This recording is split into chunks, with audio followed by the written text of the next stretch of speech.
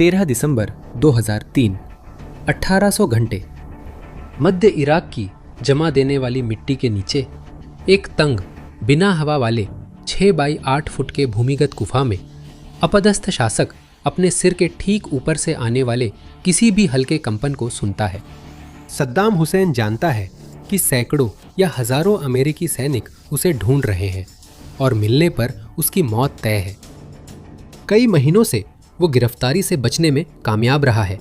पूरी डिवीजनें उसे खोज चुकी हैं और उसे ढूंढने के लिए करोड़ों डॉलर खर्च किए जा चुके हैं। फिर भी एक के बाद एक सुराग और कोशिशें, सबका अंजाम एक जैसा ही रहा है, नाकामी में। सद्दाम हमेशा अपने दुश्मनों से एक कदम आगे नजर आया है, लेकिन आज रात कुछ अलग है। नई और भरोसेमंद खुफिया जानकारी के साथ अमेरिका को लगता है कि अब सद्दाम उनकी पहुंच में है। उसने अपने बेहतरीन ऑपरेटरों को उसे ढूंढने भेजा है ताकि आधुनिक सैन्य इतिहास के सबसे बड़े खोज अभियान का अंत हो सके। ये मिलकर टास्क फोर्स 121 बनाते हैं, जो एक गुप्त संयुक्त स्पेशल ऑपरेशंस टीम है जिसमें Delta Force, Navy SEAL, team 6, US Army Rangers और 160वां special operations aviation regiment Night Stalkers शामिल है। उनका समर्थन करने के लिए एक बख्तरबंद कैवेलरी स्क्वाड्रन है जो परिधि को सुरक्षित करने के लिए स्टील की दीवार है। समय के साथ टास्क फोर्स 121 अपने लक्ष्यों वुल्वरीन 1 और वुल्वरीन 2 नामक झोपड़ियों के करीब पहुंचती है। इन जगहों में ऊपर से कुछ खास नहीं लगता। कोई नहीं सोच सकता था कि इतिहास का इतना कुख्यात तानाशाह ऐसी जगह छिपा होगा। अमेरिका और उसके सहयोगी इसी पर भरोसा कर रहे हैं। दाव इससे ज़्यादा ऊंचे नहीं हो सकते और हर एक सेकंड मायने रखता है। अगर सद्दाम को पता चला कि अमेरिकन आ रहे हैं तो वो फिर गायब हो जाएगा। भूत की तरह इराकी भूमिगत तंत्र के भूल भुलैया जैसे जाल में घुसते हुए जवान अपने रात्रि दृष्टि उपकरण जांचते हैं, जिससे अंधेरा हरे रंगों में बदल जाता है। वे हथियार जांचकर सेफ्टी हटाते हैं और सांस रोक लेते हैं, जानते हैं कि अगले कुछ घंटे करो या मरो वाले हैं। वे या तो अपना सबसे महत्वपूर्ण लक्ष्य हासिल करने वाले हैं या फिर बगदाद के कसाई को अपनी पकड़ से फिसलने देने वाले हैं। एक बार फिर सब कुछ इसी पर आकर टिक जाता है। सद्दाम के लिए मिट्टी में दफन होना उस ताकत का विनाशकारी उलट था जिसे वह कुछ महीने पहले तक अपने हाथ में रखता था। हवा रहित डिब्बे में घुटन में वह अब दमनकारी 10 लाख लोगों वाले राज्य तंत्र का अजय निर्माता नहीं रहा। वह साम्राज्य उसी कीड़ों वाली मिट्टी में शुरू हुआ था जिसमें वह अब छिपा था। 1937 में गरीबी में जन्मे उसकी राजनीतिक राह कूटनीति से नहीं बल्कि सुनियोजित सफायों से बनी थी।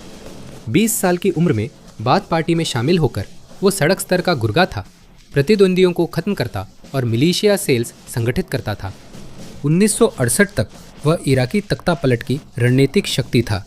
अगले दशक में उसने सैन्य सत्ता को केंद्रीकृत कर आंतरिक खतरों को खत्म किया और इराक पर पूरी तरह नियंत्रण पा लिया। 1979 में उसने एक निरंकुश तानाशाही स्थापित की जो डर, संदेह और हिंसा की नींव पर टिकी थी।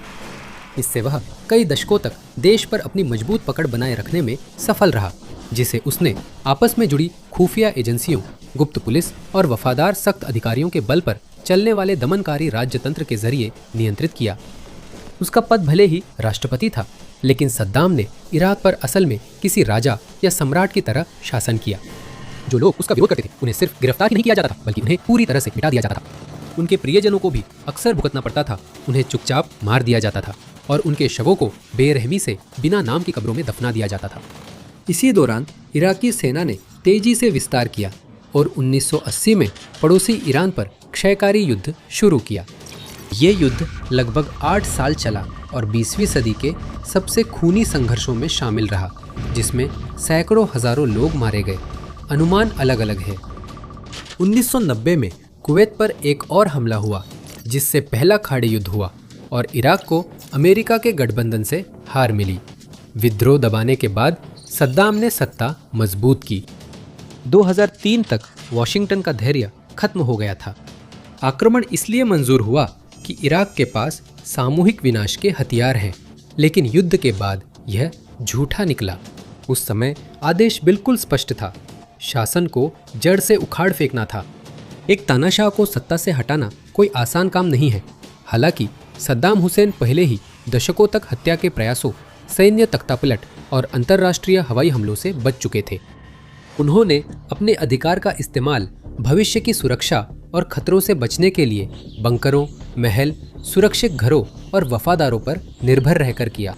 यह उनके बेहद वफादार अनुयायियों के घनिष्ठ घेरे के साथ मिलकर उन्हें पकड़ पाना लगभग नामुमकिन बना देता था। अमेरिका पीछे नहीं हट सकता था, क्योंकि जब तक सद्दाम जिंदा और फरार थे, गठबंधन को डर था कि वह वफादारों को एकजुट कर बगावत बढ़ा सकते हैं। अमेरिका और उसके सहयोगियों की जिम्मेदारी थी इसे खत्म करना। 19 मार्च 2003 अमेरिकी राष्ट्रपति जॉर्ज डब्ल्यू बुश ने ऑपरेशन इराकी फ्रीडम के लिए हरी झंडी दे दी और उनके इराकी समकक्ष सद्दाम हुसैन कुछ ऐसा सामना करने की तैयारी करते हैं जिसका उन्होंने पहले कभी सामना नहीं किया था, यानी दुनिया की सबसे ताकतवर सेना द्वारा अपने देश पर पूर्ण पैमाने का आक्रमण। अमेरिका व सहयोगियों का उद्देश्य स्पष्ट है। उन्हें सद्दाम की सरकार हटानी है, इराक के सामूहिक विनाश के हथियारों की पहचान कर नष्ट करना है, आतंकवादियों को ढूंढकर देश से बाहर करना है और इराक की जनता को खूनी हुकूमत से आज़ाद कराना है, ताकि वे सभी के लिए ज्यादा सुरक्षित, उज्जवल और बेहतर चीज हासिल कर सके। यह धीमा या थकाऊ अभियान नहीं हो सकता था। ये तेज, जोरदार और असरदार होना चाहिए था और अमेरिका ने शुरुआत से ही माहौल बनाने का फैसला किया, एक जबरदस्त शॉक एंड ऑ अभियान के साथ, जिसका मकसद था संघर्ष के शुरुआती घंटों में ही इराक की कमांड और कंट्रोल व्यवस्था को पूरी तरह से पंगु कर देना। सद्दाम की सेना को जितना जल्दी अंधा बहरा किया जाता उतना बेहतर था। इससे दुश्मन के लिए मजबूत रक्षा या जवाबी हमला करना बहुत मुश्किल हो जाता। इसलिए गठबंधन सेना दक्षिणी या पश्चिमी इराक में लंबी लड़ाई में फंसने का जोखिम नहीं ले सकती थी। उन्हें देश में गहराई तक जाकर सीधे सत्ता के केंद्र इराक की राजधानी बगदाद पर हमला करना था और उन्होंने ठीक यही किया। जब उन्हें खबर मिली कि सद्दाम खुद दक्षिणी बगदाद के डोरा के कृषि इलाके में एक परिसर का दौरा कर रहे हैं, तो अमेरिकी सेनाओं ने अपनी शुरुआती हमलों की तैयारी की। स्थानीय समयानुसार सुबह 5 बजे से पहले 8वीं एक्सपीडिशनरी फाइटर स्क्वाड्रन के 2 F-117 Nighthawk stealth fighter Iraqi हवाई क्षेत्र में घुसे और बगदाद की ओर बढ़े। उन्होंने वायु रक्षा से बचने के लिए गति और स्टिल्थ पर भरोसा किया। डोरा इलाके में पहुंचकर नाइट हॉक्स ने अपना पेलोड गिराया, जिसमें 4 सैटेलाइट गाइडेड 2000 पाउंड के GDU-27 बंकर बस्टिंग बम थे, जो सीधे इराकी परिसर की ओर बढ़ रहे थे। इसी दौरान रेड सी और पर्शियन गल्फ में तैनात अमेरिकी जहाज़ों और पनडुब्बियों जैसे Ticonderoga class USS Cowpens, Arleigh Burke class USS Donald Cook और USS पोर्टर ने देश के मुख्य ठिकानों पर करीब 40 लंबी दूरी की टॉमहॉक मिसाइलें दागी। उन बमों में से एक अपने लक्ष्य से चूक गया, लेकिन बाकी तीनों ने सफलतापूर्वक निशाना साधा, मुख्य इमारत को नुकसान पहुंचाया और उसके चारों ओर की सभी संरचनाओं को नष्ट कर दिया। दुर्भाग्यवश ये पता चला कि सद्दाम उस समय उस इलाके में नहीं थे और इस बारे में विरोधाभासी रिपोर्टें थीं कि क्या वह वास्तव में पहले वहां मौजूद थे या नहीं। फिर भी ऑपरेशन शुरू हो गया था और अगले कुछ घंटे और नाटकीय होने वाले थे। वास्तव में उसी दिन बाद में शॉक एंड ऑ अभियान पूरे जोर शोर से शुरू हुआ। 160वें स्पेशल ऑपरेशंस एविएशन रेजिमेंट के सदस्य UH-60 एल ब्लैक हॉक और MH-6 एम लिटिल बर्ड हेलीकॉप्टरों में सवार हुए, जिन्हें A-10 थंडरबोल्ट 2 विमानों का समर्थन प्राप्त था। इराक की दक्षिणी और पश्चिमी सीमाओं जांचते हुए उन्होंने कई ऑब्जर्वेशन पोस्ट चिन्हित कर उन पर हमला किया। कुछ ही घंटों में इन लक्ष्यों में से 70 से अधिक को नष्ट कर दिया गया और इराकी सेना को प्रभावी रूप से अंधा कर दिया गया। अमेरिकी, ब्रिटिश और अन्य सहयोगी सैनिकों के लिए सीमा पार करने और बगदाद की ओर मार्च शुरू करने का रास्ता साफ करते हुए वे पैदल नहीं बल्कि विशाल बख्तरबंद काफिलों में यात्रा कर रहे थे, जो मीलों तक फैले हुए थे। हजारों वाहन जैसे एब्राम्स टैंक, ब्रैडली लड़ाकू वाहन, खींची जाने वाली होवित्जर तोपें, मोर्टार आदि इराक में घुसे। गठबंधन के विमान तेजी से आसमान पर नियंत्रण जमा रहे थे। लड़ाकू जेट, बम वर्षक, अटैक हेलीकॉप्टर और निगरानी विमान से 24 घंटे अभियान चल रहे थे। सभी संसाधन खोजकर नष्ट किए जा रहे थे, इराक युद्ध शुरू था। अमेरिका का शॉक एंड ऑ अभियान बहुत प्रभावी रहा। संघर्ष की शुरुआत में सैकड़ों बम, मिसाइलें व गोला बारूद लक्ष्यों पर गिराए गए। सैन्य मुख्यालय मलबे में बदल गए, संचार नेटवर्क टूट गए, वायु रक्षा प्रणाली नष्ट हो गई और इराकी सशस्त्र बलों के कई अहम केंद्र एक दूसरे से काट दिए गए और नष्ट कर दिए गए। कागजों पर देश के पास अभी भी लाखों सैनिकों वाली विशाल सेना थी। हालांकि असलियत में वो शुरुआती टकरावों में मुश्किल से ही कोई मुकाबला कर पाई, क्योंकि वहाँ बहुत ज़्यादा अफरा तफरी, बहुत ज़्यादा अव्यवस्था और बहुत कुछ हो रहा था। बगदाद के कमांडरों के लिए कोई प्रभावी योजना बनाना या लागू करना असंभव था, क्योंकि आधुनिक युद्ध सिर्फ आपके पास मौजूद टैंकों की संख्या या तैनात की गई वायु रक्षा प्रणालियों की संख्या पर ही निर्भर नहीं करता। ये काफ़ी हद तक लॉजिस्टिक्स पर निर्भर था और गठबंधन सेनाएं इन्हें टुकड़ों में तोड़ रही थीं, जिससे इराक की बहुत सी ताकत बेअसर हो रही थी। इसी दौरान जैसे ही हवाई संसाधनों ने उनके आगे का रास्ता साफ किया, अमेरिकी सेनाएं लगातार तेजी और कुशलता के साथ आगे बढ़ती रहीं। वे रास्ते में आने वाले हर कस्बे और शहर को व्यवस्थित रूप से साफ करने में समय बर्बाद नहीं करना चाहते थे। इसलिए उन्होंने बड़े आबादी वाले इलाकों को पीछे छोड़ दिया ताकि बाद की इकाइयां संभाल सके। बगदाद की ओर बढ़ते वक्त उन्हें कई चुनौतियां झेलनी पड़ी। रास्ते में उन्हें कुछ विरोध का सामना भी करना पड़ा, जिसमें इराकी सेना की टुकड़ियां, सद्दाम की अपनी रिपब्लिकन गार्ड इकाइयां और विभिन्न अर्धसैनिक बल भी शामिल थे। कुछ ने डटकर लड़ाई की और उस मकसद के लिए जान दी जिसमें वे यकीन रखते थे। दूसरों ने बस सफ़ेद झंडा लहरा दिया, ये समझते हुए कि अमेरिकी सैन्य ताकत के सामने उनकी कोई संभावना नहीं थी। अमेरिकी सैनिकों को वहाँ की कठिन और अनिश्चित परिस्थितियों से अक्सर जूझना पड़ा। धूल भरी आंधियों से अफरा तफरी मची, काफिले बिछड़ गए और वाहनों को रास्ता ढूंढना मुश्किल हुआ। जैसे जैसे सेना आगे बढ़ी, आपूर्ति लाइनों को भी और आगे तक फैलाना पड़ा, जिससे लॉजिस्टिक समस्याएं पैदा हो गई, जो पूरी कार्रवाई को बाधित करने की धमकी दे रही थी। हर एक मील आगे बढ़ने के साथ नई चुनौतियां सामने आती रहीं, लेकिन अमेरिकी सैनिक अपने लक्ष्य पर डटे रहे। जितनी जल्दी हो सके बगदाद पहुंचना, यही एकमात्र चीज़ थी जो मायने रखती थी, और वे किसी भी चीज़ को अपने रास्ते में आने नहीं देना चाहते थे।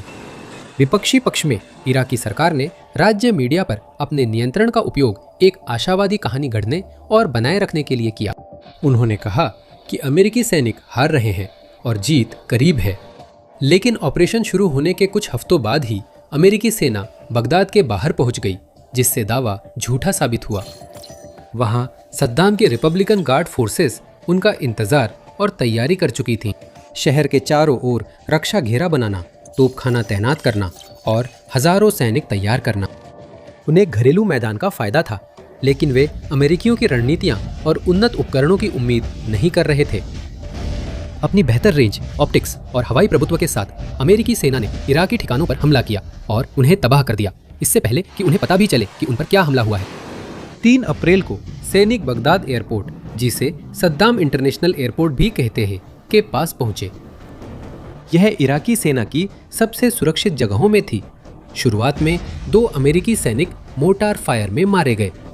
फिर भी दिन के अंत तक एक भीषण गोलीबारी के बाद पहली ब्रिगेड 3rd इन्फेंट्री डिवीजन ने हवाई अड्डे पर कब्जा किया, जो वर्षों तक अमेरिकी अभियानों का प्रमुख अड्डा बना। अगला दिन बेहद अहम था। बगदाद एक विशाल शहर था जिसमें कई मिलियन लोग रहते थे, और इसमें घनी बस्तियां, भूल भुलैया गलियां, सरकारी परिसर और बड़े औद्योगिक क्षेत्र थे। दुनिया की सबसे उन्नत सेना के लिए भी ये युद्ध क्षेत्र बेहद जटिल और कठिन था। लेकिन अमेरिका अभी भी गति और दक्षता पर केंद्रित था। वह शहर की गलियों में इमारतें खंगालकर धीरे धीरे लक्ष्य तक पहुंचना नहीं चाहता था। इसके बजाय वह सीधे बगदाद के केंद्र पर हमला करना चाहता था। इसलिए उसने राजधानी में अपने प्रसिद्ध थंडर रन शुरू किए। इस रणनीति में बख्तर-1 टुकड़ियां शामिल थी, जिनमें अक्सर एब्राम्स और ब्रैडली भी होते थे, जो पारंपरिक युद्ध के नियमों की अवहेलना करते थे। ये टुकड़ियां शहर की गलियों से सीधे केंद्र की ओर तेजी से बढ़ती थीं। वे दिखने में लापरवाह थे, पर हर थंडर रन बेहद सटीकता से योजनाबद्ध था। हवाई समर्थन तैयार और इंतजार कर रहा था, ताकि अगर स्थिति फिर से बिगड़ जाए तो मदद की जा सके। इराक के पास अमेरिकी तरीके का कोई असली जवाब नहीं था। उन्होंने जवाबी हमला करने की कोशिश की, मजबूत इमारतों से मशीन गन और रॉकेट प्रोपेल्ड ग्रेनेड दागे, लेकिन भारी मशीनीकृत हमलों को रोकना उनके लिए संभव नहीं था। तेज गति से आगे बढ़ना जितना किसी ने सोचा था उससे कहीं ज्यादा मुश्किल साबित हुआ, और बगदाद की लड़ाई, जिसके बारे में कुछ लोगों को उम्मीद थी कि वो हफ्तों या महीनों तक चल सकती है, सिर्फ 6 दिनों में ही खत्म हो गई। हुसैन शासन का आधिकारिक अंत 9 अप्रैल को बगदाद के फिरदौस चौक में 39 फुट ऊंची सद्दाम हुसैन की मूर्ति गिराए जाने से हुआ। इस घटना में अमेरिकी मरीन और उत्साहित इराकी नागरिक शामिल हुए। कई इराकियों ने मूर्ति के अवशेष हथौड़ों से तोड़े। दुनिया भर में ये खबर छाई रही कि इराकी राजधानी गिर गई। अमेरिकी अभियान एक बड़ी सफलता जैसा प्रतीत हुआ। फिर भी जैसे जैसे धूल बैठने लगी और बगदाद की हवा में धुआं छटने लगा, यह बेहद स्पष्ट हो गया कि संयुक्त राज्य अमेरिका के मुख्य उद्देश्यों में से एक अब भी पूरा नहीं हुआ था। सरकार गिर गई थी, लेकिन सद्दाम अब भी फरार था। किसी तरह वह और उसके बेटे उदय व कुसै गायब हो गए। युद्ध का नया चरण, सद्दाम हुसैन की तलाश, शुरू होने वाला था। कुछ पर्यवेक्षकों को उम्मीद थी कि बगदाद के पतन के बाद के दिनों में सद्दाम हुसैन की गिरफ्तारी लगभग निश्चित रूप से हो जाएगी। आखिर वह कितनी दूर जा सकता था, कितना छुप सकता था, जब उसकी सारी ताकत छिन गई थी। खैर, यह साबित हुआ कि वह जितना कई लोगों ने सोचा था उससे कहीं बेहतर तरीके से छुप सकता था। युद्ध के बाद के दिनों में अमेरिकी सेनाएं सुरागों की तलाश में जुट गईं। उन्होंने तानाशाह के ठिकाने के बारे में थोड़ी सी भी जानकारी पाने के लिए अपने पास मौजूद सभी साधनों का इस्तेमाल किया, लेकिन कुछ भी हाथ नहीं लगा। न तो उसे देखे जाने की कोई पुष्टि मिली, न ही उसके किसी ठिकाने की। ऐसा लग रहा था जैसे इराक के पूर्व शासक, जो दुनिया के सबसे मशहूर लोगों में थे, बिना कोई निशान पूरी तरह गायब हो गए हों। फिर अफवाहें और सिद्धांत फैलने लगे। शायद वह अपने कई भूमिगत बंकरों में से किसी एक में छिपा हुआ था। शायद वह इराक के पश्चिमी रेगिस्तानी इलाकों में भाग गया था, या शायद वह देश छोड़ने में कामयाब हो गया था और किसी मित्रवत देश जैसे सीरिया में छिपा हुआ था। स्थिति पर कुछ हद तक नियंत्रण पाने और पहेली के टुकड़ों को जोड़ना शुरू करने के लिए वो धीरे धीरे जानकारी इकट्ठा कर रहा था। अमेरिकी सेना ने मोस्ट वांटेड प्लेइंग कार्ड्स नाम से एक अनोखा ट्रैकिंग टूल, ताश के पत्तों का सेट बनाया। 50 से ज्यादा उच्च इराकी अधिकारियों को ताश की गड्डी में नंबर और सूट दिए गए थे, जिसमें सद्दाम स्पेड का इक्का थे। जब अन्य यूनिट्स निचले दर्जे के नेताओं पर ध्यान दे रही थी, स्पेड के इक्के की तलाश सर्वश्रेष्ठ लोगों को सौंपी गई थी। टास्क फोर्स 121 कोई आम सैन्य यूनिट नहीं थी। इसमें अमेरिकी सेना के श्रेष्ठ तत्व शामिल थे। शुरुआत में उन्होंने अरबों डॉलर के खुफिया तंत्र और उन्नत सिग्नल इंटरसेप्शन का पूरा इस्तेमाल किया। डेल्टा फोर्स की घातक सटीकता और सील टीम 6 के अनुभव के साथ साथ उन्होंने मिलकर हुसैन का ठिकाना पता करने की योजना बनाई। उन्हें पता था कि भले ही राजा को उसके सिंहासन से हटा दिया गया था, फिर भी उसके पास वफादार अनुयायियों की एक बड़ी संख्या थी जो किसी भी तरह से उसकी मदद करते रहेंगे। जब तक वह पकड़ से बाहर रहेगा और उसे इतना समर्थन मिलता रहेगा, वह खतरा बना रहेगा। हमेशा ये संभावना बनी रहेगी कि वो किसी दिन फिर से अचानक सामने आ जाए, सत्ता वापस हासिल कर ले और एक बार फिर अपने अराजक शासन की शुरुआत कर दे। ये समझते हुए टास्क फोर्स 121 ने यह अनुमान लगाया कि सद्दाम सबसे अधिक संभावना है कि अपने वफादार नेटवर्क का इस्तेमाल करके एक जगह से दूसरी जगह जा रहा होगा। मान लिया गया कि वह एन्क्रिप्टेड सैटेलाइट फोन जैसे साधनों का इस्तेमाल कर रहा था ताकि मदद के लिए कॉल कर सके और जगह जगह जाने के लिए अर्धसैनिक अंगरक्षकों की सहायता ले रहा था। इसलिए टास्क फोर्स का काम था उन नेटवर्क्स को रोकना, उन्हें चौंका देना और उनसे एक कदम आगे रहने की कोशिश करना। उन्होंने इस उद्देश्य को हासिल करने के लिए हर संभव कोशिश की। उन्होंने पुराने शासन के नेताओं को ढूंढा, हिरासत में लिया और उनसे पूछताछ की। उन्होंने खुफिया जानकारी का विश्लेषण किया और किसी संदिग्ध संकेत या असामान्यता की तलाश में रडार, सैटेलाइट और अन्य ट्रैकिंग सिस्टम लगाए कि शायद कुछ बड़ा हो। उन्होंने काफिलों को रोका, ठिकानों पर छापे मारे और हर महत्वपूर्ण खुफिया जानकारी पर कार्रवाई की। फिर भी अमेरिका की कोशिशें बार बार नाकाम रहीं। वे जहां भी गए हमेशा लगा कि वे देर से पहुंचे। ये मुख्य रूप से इसलिए था क्योंकि सद्दाम ने आधुनिक तकनीकों को छोड़ने का फैसला किया था। तो जब टास्क फोर्स के ऑपरेटिव्स एयरवेव्स की निगरानी कर रहे थे और रेडियो ट्रांसमिशन को इंटरसेप्ट कर रहे थे, तब वे जिस आदमी की तलाश कर रहे थे वह वास्तव में संचार और परिवहन के लिए अधिक पारंपरिक तरीकों पर निर्भर था। उसने डिजिटल जाल को निष्क्रिय कर दिया था इंसानी संदेशवाहकों के बंद चक्रों पर लौटकर अपने गृहनगर के अंदर और आसपास पुराने कबीलाई वफादारियों और करीबी संबंधों पर भरोसा करते हुए, ताकि वो रडार से दूर रह सके। जुलाई 2003 में अमेरिका को सफलता मिली जब सद्दाम के परिवार के करीबी दोस्त ने उसके बेटों उदय और कुसै के ठिकाने की जानकारी दी। वे लोग उत्तरी शहर मूसुल में एक मजबूत सुरक्षित घर में छिपे हुए थे। शायद सद्दाम भी उनके साथ वहां था, या शायद वहां मौजूद कोई व्यक्ति कम से कम उन्हें सद्दाम तक पहुंचा सकता था। टास्क फोर्स 121, जिसे टास्क फोर्स 20 और 101वीं एयरबॉर्न का समर्थन था, मारने के लिए बढ़ी। उन्होंने 22 जुलाई की सुबह सुरक्षित घर को घेर लिया और हुसैन परिवार को बाहर आकर आत्मसमर्पण करने का आदेश दिया। उन्होंने जवाब नहीं दिया। अमेरिका ने इंतजार नहीं किया। ऑपरेटरों ने दरवाजे तोड़े। उम्मीद थी कि जल्दी आत्मसमर्पण हो जाएगा, लेकिन इसके बजाय उन्हें गोलियों की दीवार का सामना करना पड़ा। एक जबरदस्त मुठभेड़ शुरू हो गई, जिसमें 3 विशेष बलों के सैनिक घायल हो गए। इसके बाद अमेरिका ने भारी हथियार निकाले और M2 browning machine gun, AT-4 anti tank और मार्क 19 ग्रेनेड लॉन्चर से हमला किया। 200 अतिरिक्त सैनिक भी मदद के लिए पहुंचे। कुछ घंटों बाद घर पर 10 BGM 71 टॉ मिसाइलों की बौछार हुई, जिससे इमारत का अधिकांश हिस्सा खंडहर में बदल गया। अमेरिकी सैनिकों को मलबे में उदय और कुसै के शव मिले। सद्दाम को जल्द ही यह खबर मिली और उन्होंने एक बयान जारी किया, जिसमें उन्होंने अपने बेटों और अपने पोते जो इस हमले में मारे गए थे को शहीद बताया।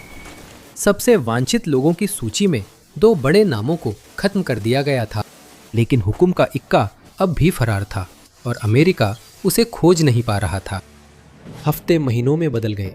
अमेरिका बेकार सुरागों के पीछे भागता रहा। कुल मिलाकर जुलाई से दिसंबर 2003 के बीच टास्क फोर्स ने 12 असफल छापे मारे। साथ ही सद्दाम हुसैन को पकड़ने के लिए 600 अतिरिक्त अभियान चलाए, जिनमें लगभग 300 पूछताछ शामिल थी। कुछ भी काम नहीं आया, लेकिन धीरे धीरे टास्क फोर्स ने और अधिक जानकारी इकट्ठा की और उस जानकारी का बड़ा हिस्सा एक खास जगह की ओर इशारा कर रहा था, तिक्रित। वही जगह जहां सद्दाम का जन्म हुआ था और जहां उन्होंने अपने प्रारंभिक वर्ष बिताए थे, वही जगह जहां उनके सबसे करीबी संबंध थे और वही जगह जहां से उनके कई सबसे वफादार अनुयायी और शासन के सदस्य भी आए थे। ये समझ में आता था, एक घायल जानवर की तरह सद्दाम शायद उसी जगह लौट गए थे जहां वे खुद को सबसे सुरक्षित महसूस करते थे और अपनी सुरक्षा के लिए उन्हीं लोगों पर भरोसा कर रहे थे जिन पर उन्हें सबसे ज्यादा विश्वास था।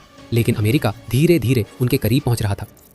यह समझने के बाद कि पूर्व राष्ट्रपति तित्रित क्षेत्र में होने की सबसे अधिक संभावना थी, टास्क फोर्स 121 ने घेरा कसना शुरू कर दिया और अपनी खोज को विशेष रूप से उसी इलाके पर केंद्रित कर दिया।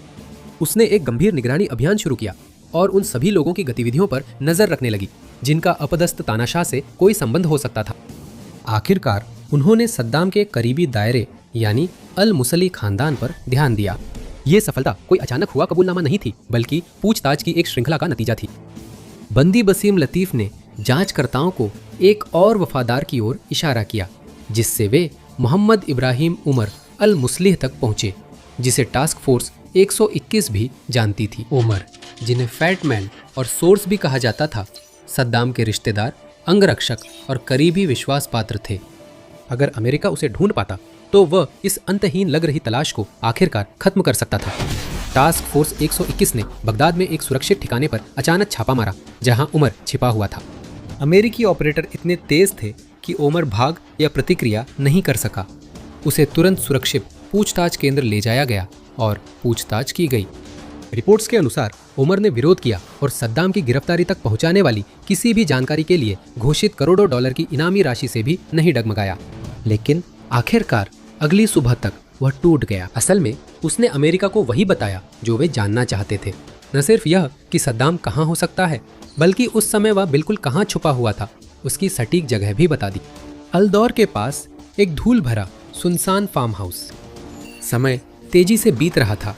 जानकारी ताजा और भरोसेमंद थी, पर सद्दाम जैसा शक्की लक्ष्य होने के कारण अमेरिका को जल्दी कार्रवाई करनी थी। अगर तानाशाह को जरा भी भनक लगती या अगर कोई और उमर की गिरफ्तारी की खबर उसे दे देता तो वह पल भर में उस इलाके से भाग सकता था और एक बार फिर विशाल इराकी रेगिस्तानों में गायब हो सकता था। समय बर्बाद करने का कोई मौका नहीं था। एक बड़ा हमला दल तैयार की गई जिसमें 600 सैनिकों को उमर द्वारा बताए गए इलाके में भेजा गया। 13 दिसंबर 2003 की शाम को जब हमला दल अल्दौर के पास पहुंच रहा था तो 2 इमारतों को खास महत्व के रूप में चिन्हित किया गया था, जिनके कोड नाम वुल्वरीन 1 और वुल्वरीन 2 रखे गए थे।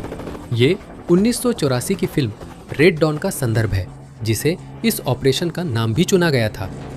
माना जाता है कि सद्दाम इन 2 जगहों में से किसी एक में छिपा है और अमेरिका उसे भागने नहीं देना चाहता। उसने गिरफ्तारी के लिए सारे संसाधन जुटा लिए हैं और यदि कुछ गलत हुआ तो बैकअप व अतिरिक्त बल तुरंत तैयार है। एक घेरा बनाया गया है ताकि सद्दाम वाहन से भागने की कोशिश करे तो बाहर निकलने का रास्ता न बचे और वो अमेरिकी फौलादी दीवार से टकरा जाए किसी भी तरह से। यही वो पल है जिसके लिए सब कुछ अब तक तैयार किया गया था। घेरा सुरक्षित होते ही टास्क फोर्स ऑपरेटर काम पूरा करने आगे बढ़ते हैं। वे तेजी से बढ़ते हैं और अंधेरे में नाइट विजन गॉगल्स पर निर्भर रहते हैं। वे वुल्वरीन 1 पहुंचते हैं और सांस रोककर अंदर जाते हैं। उम्मीद करते हैं कि तानाशाह कोने में मिलेगा, लेकिन नहीं, जगह खाली है। दूसरी टीम वुल्वरीन 2 में जाती है, लेकिन उन्हें भी निराशा मिलती है। दोनों जगहों की जांच की गई है, दोनों से कुछ भी हासिल नहीं हुआ। सद्दाम अभी भी फरार है, लेकिन अमेरिका को लगता है वह इसी इलाके में है। उसके पास भागने का बहुत कम समय था, इसलिए पीछे हटने के बजाय टास्क फोर्स को आदेश मिला कि वे आसपास की सभी इमारतों और संरचनाओं की व्यापक जांच करें। सद्दाम को कहीं न कहीं वहीं होना चाहिए। कुछ सैनिकों को एक साधारण झोपड़ी मिलती है जो बाकी झोपड़ियों जैसी लगती है, लेकिन जब एक सैनिक ने फर्श की सामग्री हटाई तो उसने फर्क देखा। जमीन में छोटा चौकोर छेद, स्पाइडर होल, भाग रहे वांछित तानाशाह के छिपने के लिए उपयुक्त था। पर सैनिक खोज शुरू करता स्पाइडर होल से सद्दाम हुसैन के दोनों हाथ बाहर आ गए। सद्दाम ने न तो भागा न लड़ा। उसे पता था कि उसका समय खत्म हो गया है, इसलिए उसने दुश्मनों के सामने आत्मसमर्पण कर दिया। जब वह अपने छुपने के गड्ढे से बाहर निकला तो वह पहले जैसा सर्वशक्तिमान, सब पर विजय पाने वाला तानाशाह बिल्कुल भी नहीं लग रहा था। अब ना तो सलीकेदार सूट थे, ना सैन्य वर्दी और ना ही बेदाग सजा संवरा चेहरा। उनकी जगह एक गंदा बिखरा इंसान खड़ा था। उसके बाल लंबे और बिखरे हुए थे, उसकी दाढ़ी बढ़ गई थी और सफेद हो गई थी। शारीरिक रूप से वह अपने पुराने स्वरूप की एक छाया मात्र रह गया था, लेकिन मानसिक रूप से वह अब भी अच्छी तरह समझता था कि वह पहले कौन था। पकड़े जाने पर उसके पहले शब्द थे, मैं सद्दाम हुसैन हूँ, इराक का राष्ट्रपति हूँ और बातचीत चाहता हूँ। उसे मिला जवाब और भी छोटा था, राष्ट्रपति बुश की ओर से नमस्कार। ऑपरेटरों ने देखा कि उसकी छिपने की जगह एक बहुत तंग बंकर था जो 6 फीट गहरा और सिर्फ एक व्यक्ति के लेटने जितना चौड़ा था। उसमें एयर वेंट और एग्जॉस्ट फैन थे ताकि सद्दाम का दम न घुटे, लेकिन ये उन भव्य महलों से बहुत अलग था जिनका वह पहले आदी था। सैनिकों को अंदर कुछ खाने पीने का सामान भी मिला, साथ ही बड़ी मात्रा में नकदी और कुछ हथियार भी मिले जिन्हें हुसैन ने जाहिर तौर पर इस्तेमाल नहीं करने का फैसला किया था। उसे तुरंत हेलीकॉप्टर से सुरक्षित स्थान पहुंचाया गया। आखिरकार तलाश खत्म हो गई थी। हुक्म का इक्का मिल गया था। एक दिन बाद अमेरिकी राजनयिक पॉल ब्रेमर ने अमर शब्द कहे, महिलाओं और सज्जनों, हमने उसे पकड़ लिया है। सेना ने सद्दाम की गिरफ्तारी और जांच के फुटेज जारी किए। कभी डर का पर्याय रहे तानाशाह, जो अपने शासन के चरम पर लगभग अजेय लगते थे, अब पहले से कहीं ज्यादा कमजोर नजर आ रहे थे। उन्हें एक उच्च मूल्य के युद्धबंदी के रूप में रखा गया। वहीं अंतरिम इराकी सरकार ने उनके द्वारा देश के खिलाफ किए गए अपराधों के लिए उन पर मुकदमा चलाने के लिए एक विशेष न्यायिक ढांचा स्थापित किया। 2005 में कार्यवाही शुरू हुई। सद्दाम ने पूरे आत्मविश्वास से अपना बचाव किया और आरोपों का उसी हिम्मत से जवाब दिया जैसा उनके शासनकाल में था, लेकिन वो कुछ भी कह ले, उनके खिलाफ मौजूद भारी सबूतों का मुकाबला नहीं कर सके। और 5 नवंबर 2006 को वो अनिवार्य फैसला सुना दिया गया। सद्दाम हुसैन को मानवता के खिलाफ अपराधों का दोषी पाया गया और 30 दिसंबर 2006 को उन्हें मौत की सजा सुनाई गई और उसी दिन सजा को अंजाम दिया गया। और एक ऐसा आदमी जिसने सिर्फ एक देश को नहीं, सिर्फ एक क्षेत्र को नहीं, बल्कि पूरे विश्व को आतंकित किया था, आखिरकार उसे न्याय के कटघरे में लाया गया। उसकी फांसी ने मध्य पूर्व में डर और हिंसा से भरे एक युग का अंत कर दिया। डर के सहारे राज करने और सामूहिक हत्याओं का नेतृत्व करने वाला वो आदमी दिसंबर की एक रात सैनिकों के जाल में फंसकर पकड़ा गया। ये देखने के लिए कि किस तरह सैन्य तकनीक ने एक और विनाशकारी आधुनिक संघर्ष में शक्ति का संतुलन पूरी तरह बदल दिया, अपनी स्क्रीन पर अभी इस वीडियो पर क्लिक करें और हम आपको अगले युद्ध के मैदान पर मिलेंगे।